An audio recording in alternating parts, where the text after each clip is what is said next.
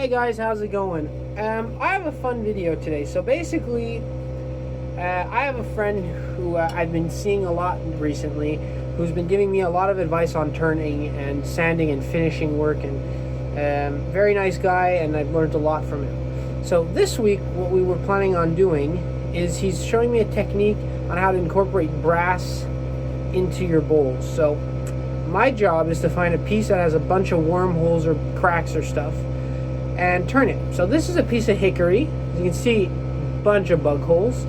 This was harvested or collected by my grandfather I don't know how many years ago, and I cut this blank when I first started turning a lot.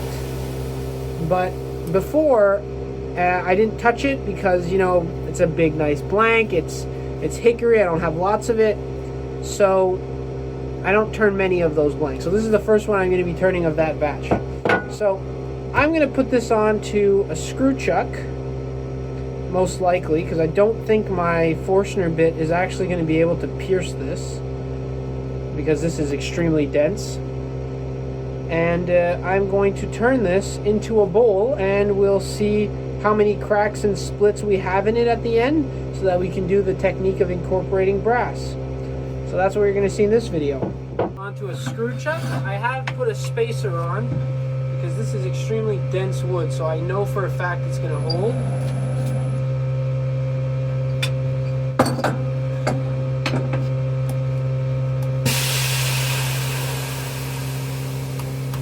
Yeah, so this is dry. This is like bone dead dry. It's been dry for probably 10 years now, so I know this is dry. Hence, my gouges are going to take, the edge of my gouges are going to take a beating, so I'm going to sharpen them, because I know for a fact that these are going to be absolutely, it's going to be a pain in the ass, pardon my language, to turn.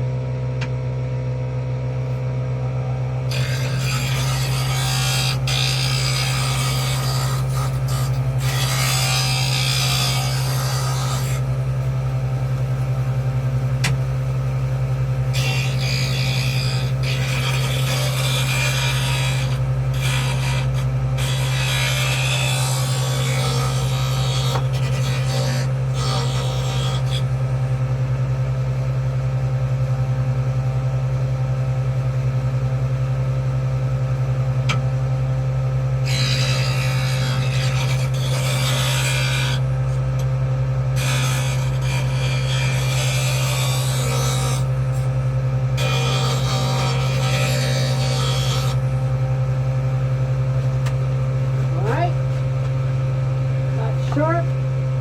Let's see how this turns.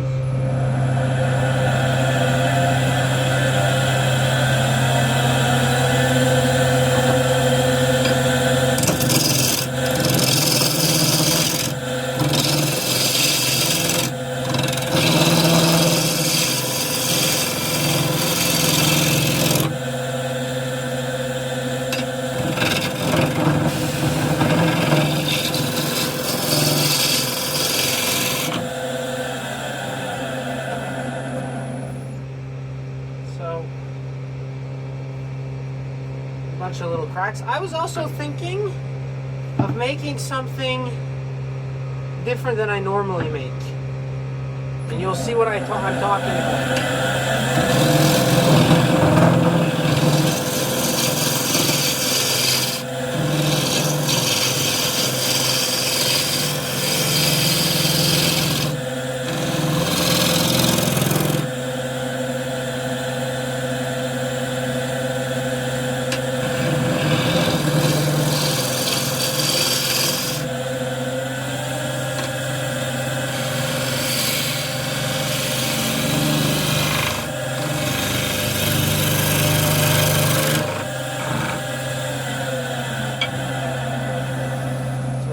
Have 1, 2, 3 flat spots, but those are going to come out when I turn the inside.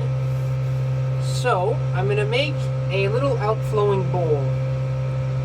So it's a bowl that I have in the house, And I'm going to try and replicate the shape. And this bowl, is held. Well, actually, no. I wanted to say held by a mortise, but I think I can work around the mortise shape. Actually, no. I'm going to try it with a mortise. I don't turn many bowls with a mortise, and I'll explain why as I make the mortise.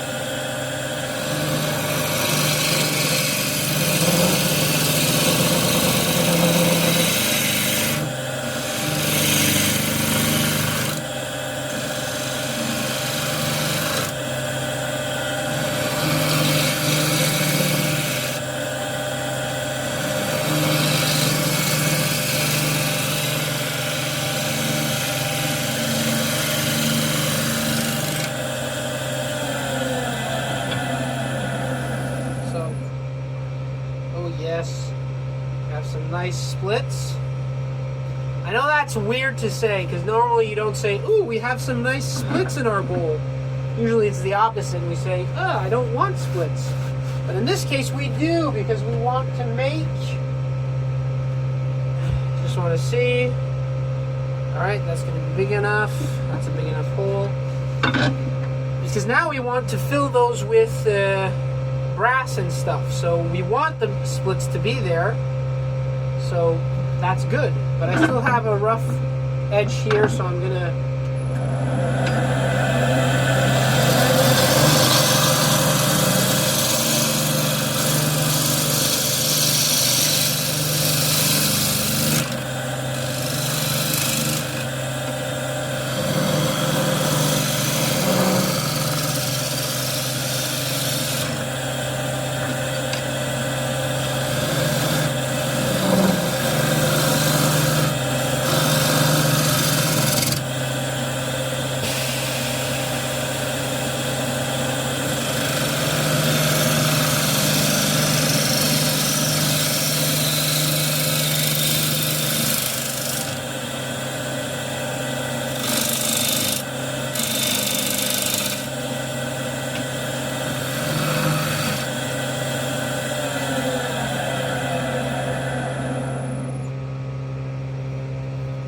so I have a massive hole there, and I have a bunch of bug holes.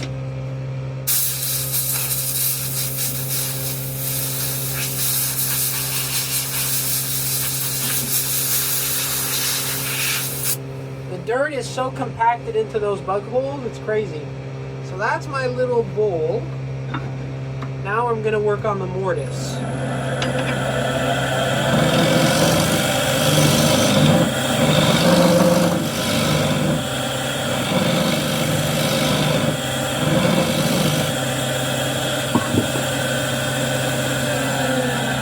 The reason I don't use mortises a lot is because two things. First of all, it's the way they're made, you don't have that extra wiggle room at the bottom of your bowls, because at the end of the turning, basically it's impossible to get a good perfect finish inside of a bowl with a mortise. And now I know some of you might say, Matthew, you're wrong.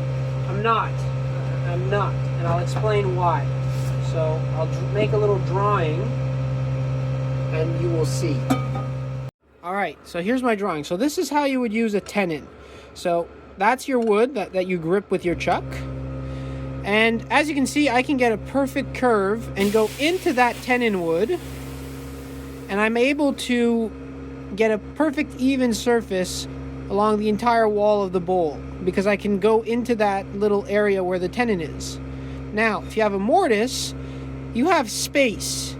So you can't go all the way down perfect, because you have that space that you have to compensate for.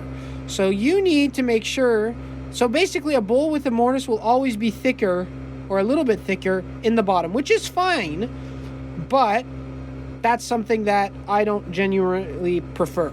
Now, I'm not saying this is a bad way of doing bowls. Do not put words in my mouth. That's not what I'm saying. What I'm saying is a bowl with the mortise will always, or most likely, have more weight in the bottom because of that. Not only that, if you're starting out, which is how I started doing mortises in my bowls, because that's how I was taught when I first started, is that you will have a lot more chances of punching through the bottom. With a tenon, you have that extra room to go a little bit deeper, right? But with this, there's no extra room, because you're thinking here, oh, okay, I have room, I'm still thick, I can take off more, and then suddenly, bang, because you didn't compensate for the mortise. Now, depending on how big you make the mortise, the problem is varies. And if you make a 2 or 3 mil mortise, which is what you should do, it's not that bad. But if you make a mortise that's a centimeter thick, which is way too much, well, then you're never going to have a good ergonomical bowl shape. So that's why I prefer tenons. Not only that, the tenon is just an easy thing to grip, and it's easier that you can manage with chucks, and I prefer using that. Whereas a mortise, if you want, so for a mortise for this bowl, for example, I have to use a very, very small chuck to get in there. Well, with a tenon, I can use my shark jaws like I usually do and just grip it like that. So that's why I don't use mortises. But this is a project where I think a mortise would work, and design-wise, I think it would look better. So that's what I'm going to be doing. I'm going to make the mortise. Square scraper.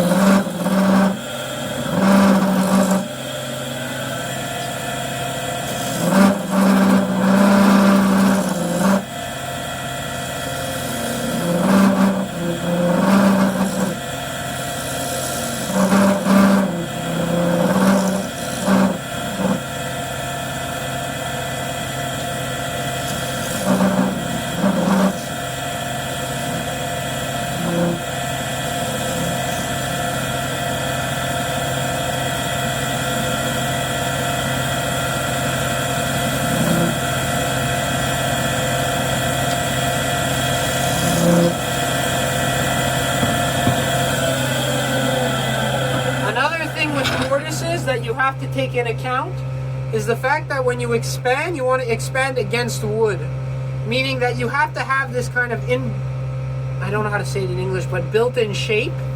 Because if you just make basically a foot, so let's just pretend this is your foot, which kind of looks like a tenon. If you only make that and put a mortise inside, you're expanding the entire force of the chuck against a little piece of wood. You want to expand your chuck against other wood. So you can see the shape here. I'm expanding against this portion. I'm going to be expanding against this portion of wood, which is connected to the rest of the bowl. So it's going to be a lot stronger than if I just made a little bead in a foot and then I was expanding against the bead.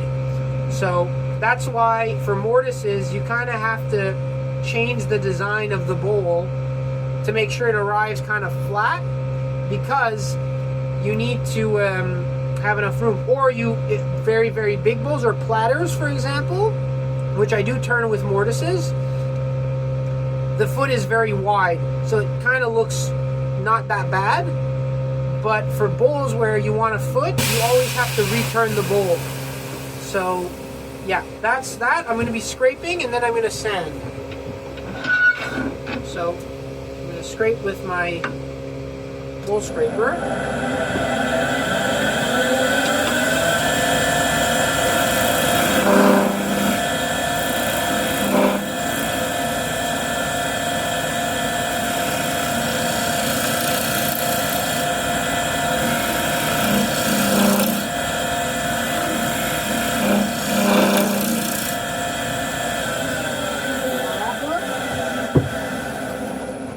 Expecting there to be cracks and holes in here. That's the point. That's torn out grain. I can do the torn out grain with the scraper.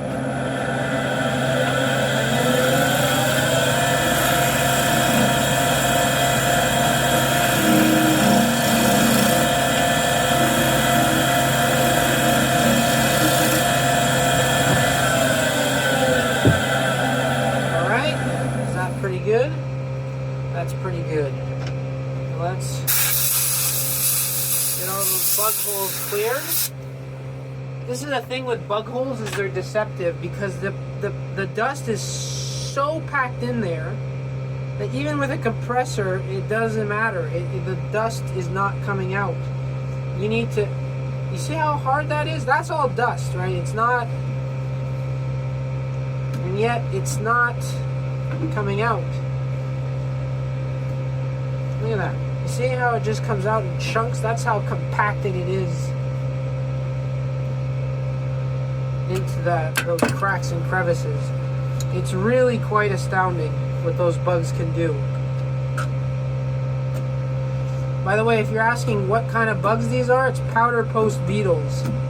And if you find them in your shop, you take the piece of wood you found in it, you either throw it out or you put it in the freezer for like a week or two. And that should take care of them. The best other alternative is kiln drying with not like a homemade kiln. Like a kiln dry, like the wood has to get to a pretty high temperature for it to kill the bugs and the larvae of the bugs. They're buggers. They really are. They don't affect green wood that much because I had an infestation of them when I first started. They don't attack green wood from what I read. They have a tendency to stay more with dead drying wood, and that's where they make these holes. And you can see how tough it is to get into those things.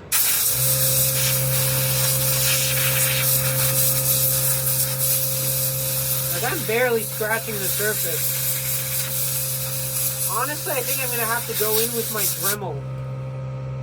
Like, for real, I think I'm going to have to go in with my Dremel and then use my Dremel to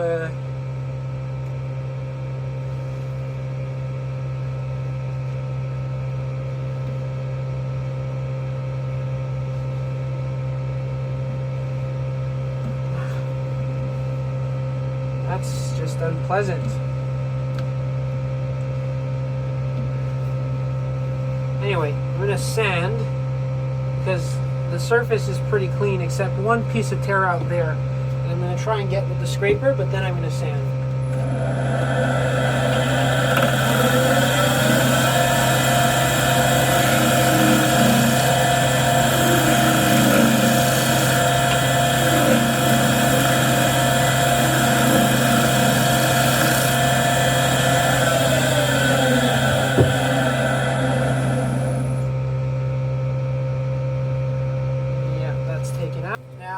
I'm going to be honest with you guys. I'd say 70% confident that this mortise is going to hold. So I'm going to hollow very slowly. Well, very slowly, meaning I'm not going to just hog out material. I'm going to go step by step. Not only that, I have this, which I want to keep in so that I have to make this quite a wide bowl. So we'll see how this goes. I'm not confident at all.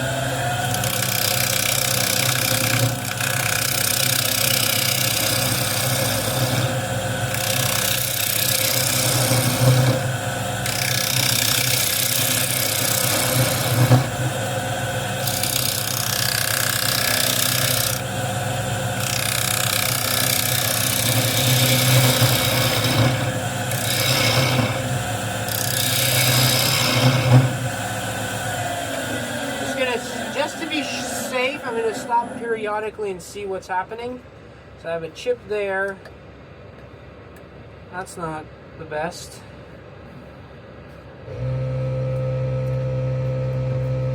I thought that was... I have to rethink my design.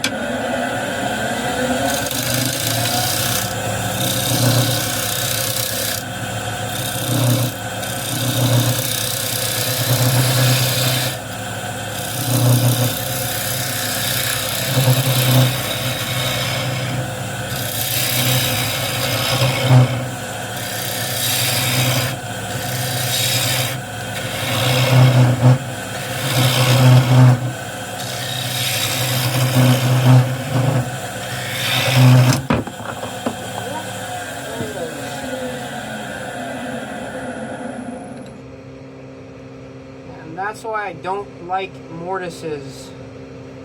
Is you have to make them massive.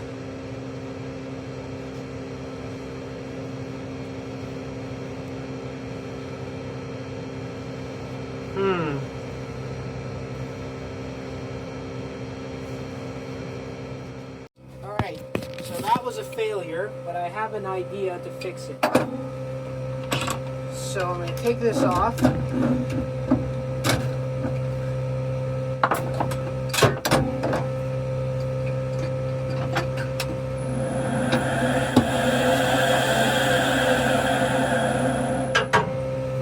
Put this on. See if I'm able to make this work. Now that is going to fit inside of there.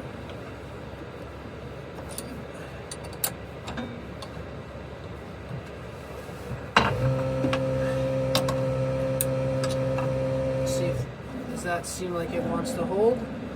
Yes, it does. Alright. So I'm gonna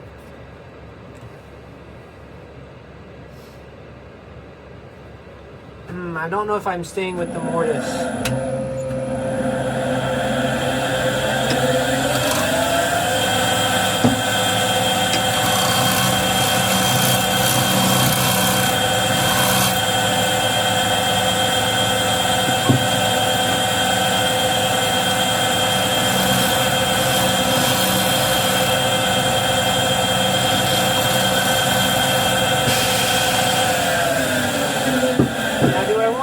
With the mortise and try again, or just do a tenon and not complicate my life.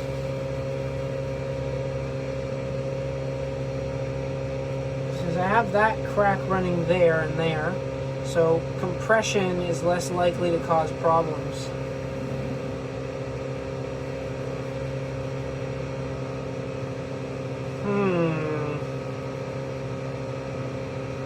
You know what? We're here to try. I'm going to give the mortise another go.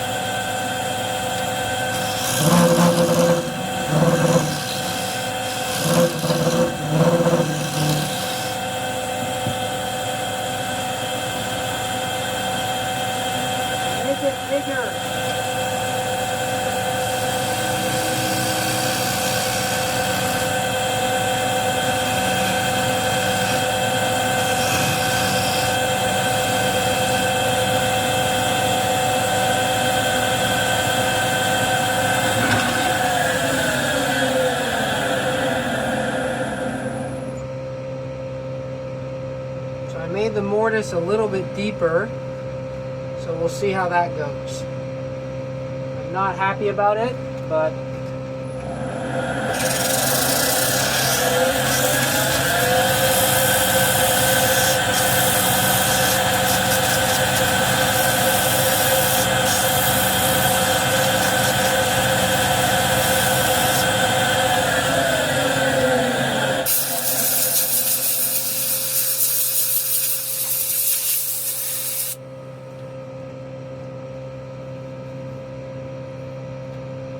I think it takes away from the shape of the bowl, honestly. I don't like it.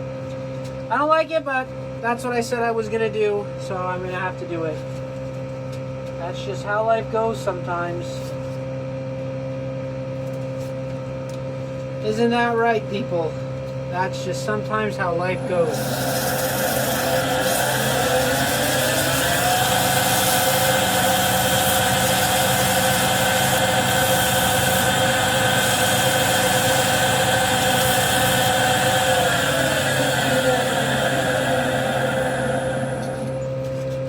That's not bad. It's not the best, but it's not bad.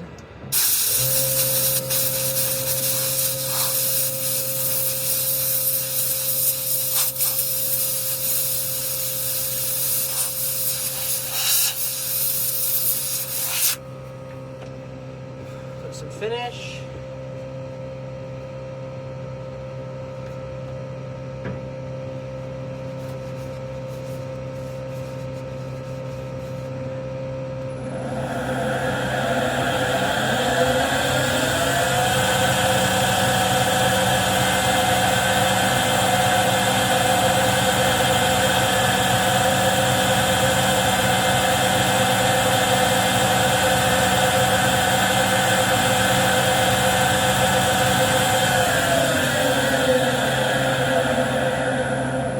This is a new friction polish I've been using. I quite like it, and I'm honestly quite surprised of the results of this on a Hickory. I think it looks really good.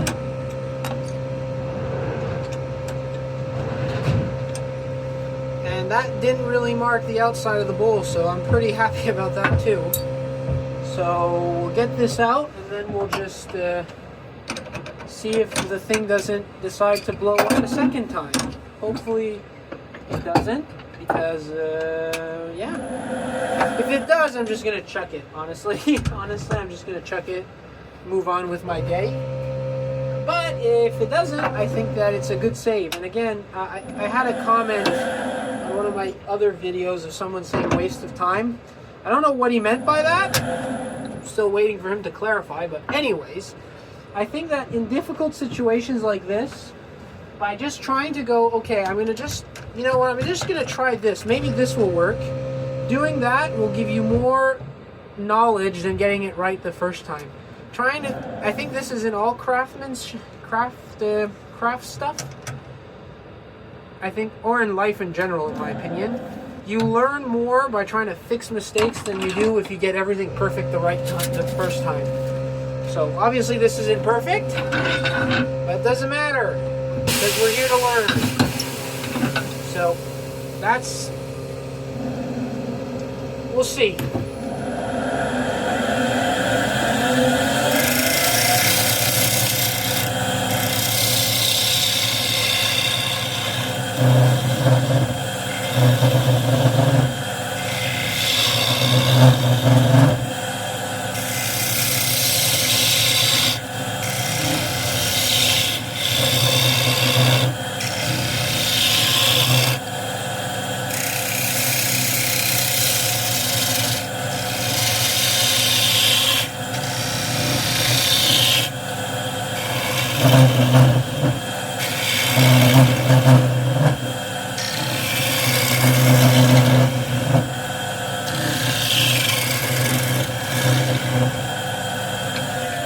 Now remember, I have to make sure not to go too deep because that mortise is there.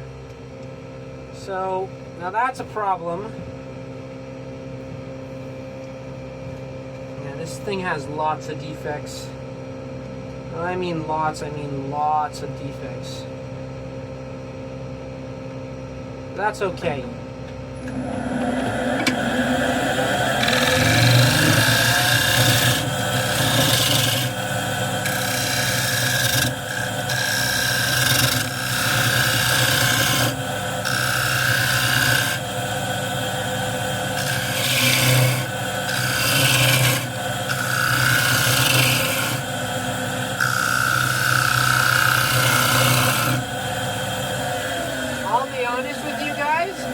I am very hesitant taking material out because of that coming off the lathe.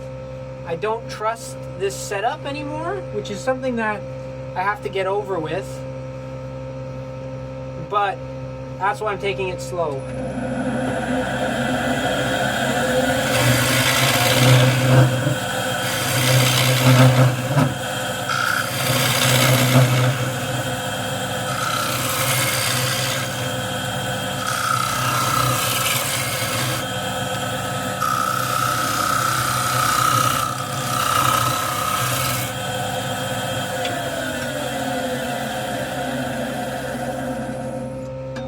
That's still thick there, but I'm getting close to the bottom. So I'm gonna get out the scraper, and I'm gonna do it with the scraper.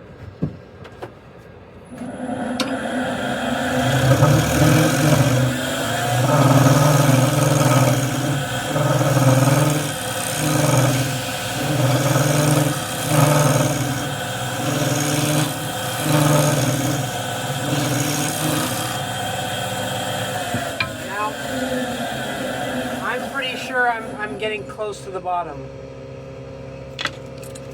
which is weird. Yeah, you see, I'm about at 8 mil from the bottom, and yet the walls are finishing about there. So that, in my opinion, is why I don't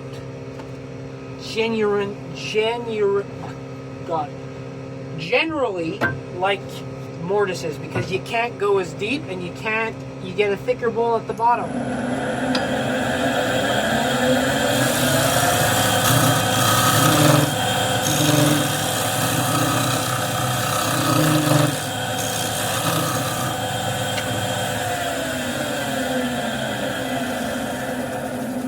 I'm using something with a little bit tighter radius, just to...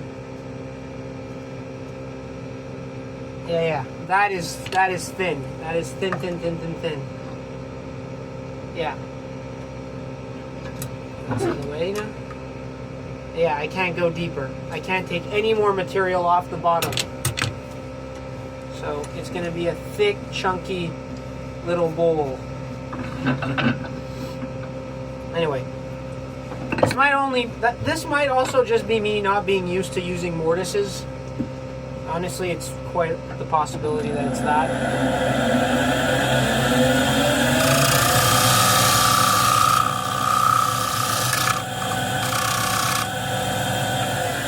I heard something go click.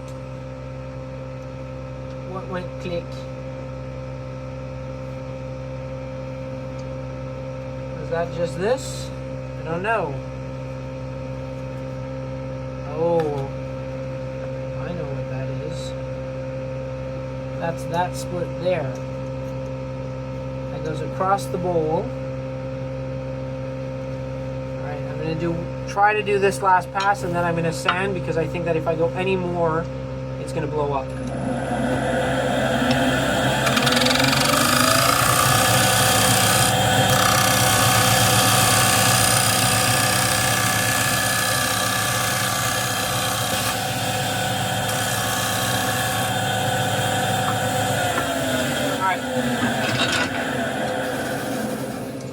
That's a decent surface, but I'm not going any thinner. There's splits everywhere, which sucks, because normally I wouldn't turn this. I know that I said in a previous video I like to try, but this is split. There's splits everywhere. So this going very, very thin, I'd be a little bit worried. So this is a thick and chunky bowl. It's around, at the moment, about a half a centimeter. It's a half a centimeter thick. I have no clue what that is in inches, but it's around a half a centimeter thick, and I find that it's too thick. But I don't want to go any thinner, because if I do, I have a feeling it's going to blow up, and I do not want that to happen. Because safety. But this was all part of the plan, to have a bowl with a bunch of splits in it, so that we can test out this new technique.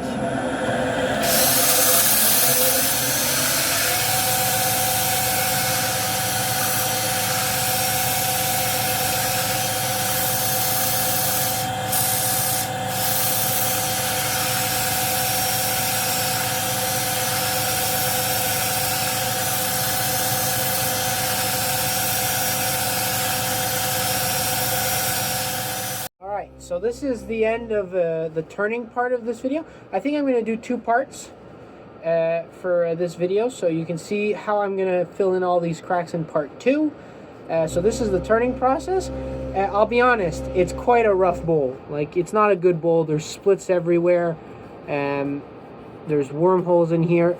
This blank, I think, honestly, is going to go in the fire. It would have gone in the fireplace, and I think the other ones might also. It will all depend on how I'm gonna, if I'm able, with my friend, if I'm able to figure out a way to get all these cracks filled, because they're just everywhere. Actually, I can see through the bowl on one of these cracks. It wasn't the best turning experience, as you might have noticed. So, yeah, still have to deal with this. I don't know how I'm gonna make that look nice. And it's too thick because I tried the mortise. So I don't know if I'm going to keep doing the mortise bowls. I'd much rather make a tenon than just take the tenon off. So I think that's what I'm going to do. But anyway, leave your comments in the description. It's I'm still having a lot to learn with turning with mortises, but I'll get there, right? I got there. I figured out tenons. I figured out everything else. I'll probably figure out this. But anyway, that's it for this part of the video. Hope you guys enjoyed. As always, happy turning, and we'll see you next time.